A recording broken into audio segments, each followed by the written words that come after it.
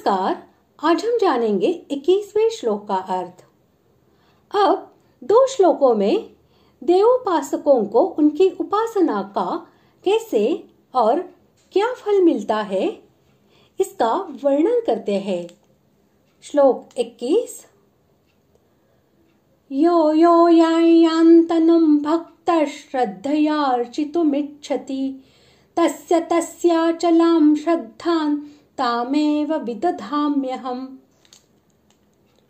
श्लोक का अर्थ, जो सकाम भक्त जिस देवता के स्वरूप को श्रद्धा से पूजना चाहता है, उस भक्त की श्रद्धा को मैं उसी देवता के प्रति स्थिर करता हूँ। यह का 2 बार प्रयोग करके भक्तों की और याम का 2 बार प्रयोग करके देवताओं की अनेकता दिखलाई है। अभिप्राय यह है कि सकाम भक्त भी बहुत प्रकार के होते हैं और उनके अपने अपने कामना और प्रकृति के भेद से उनके इष्ट देवता भी पृथक पृथक ही होते हैं।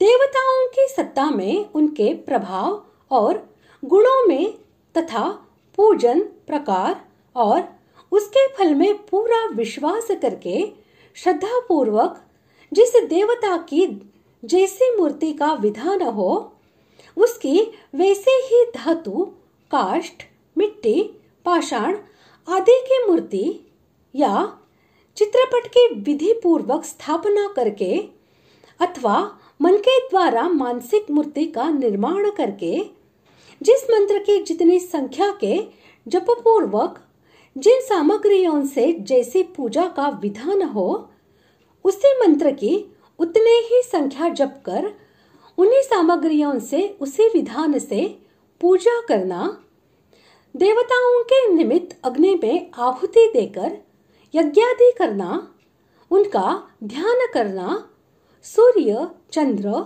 अग्नि आदि प्रत्यक्ष देवताओं का पूजन करना और इन सबको यथाविधि नमस्कार आदि करना, यही देवताओं के स्वरूप को श्रद्धा से पूजना है। जो मनुष्य जिस देवता का भक्त होकर श्रद्धा पूर्वक यजन पूजन करता है, उस मनुष्य की श्रद्धा उस देवता के प्रति मैं अचल यानी दृढ़ कर देता हूँ। वे दूसरों में न लगकर मेरे में ही लग जाएं, ऐसा मैं नहीं करता।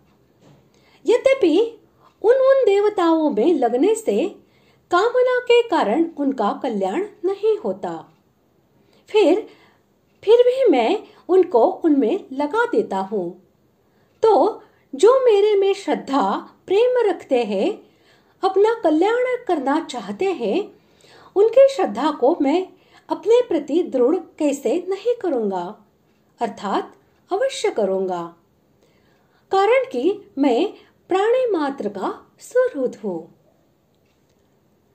इस प्रकार आज हमने 21वें श्लोक का अर्थ जान लिया है। अगले भाग में जानते हैं 22वें श्लोक का अर्थ। धन्यवाद।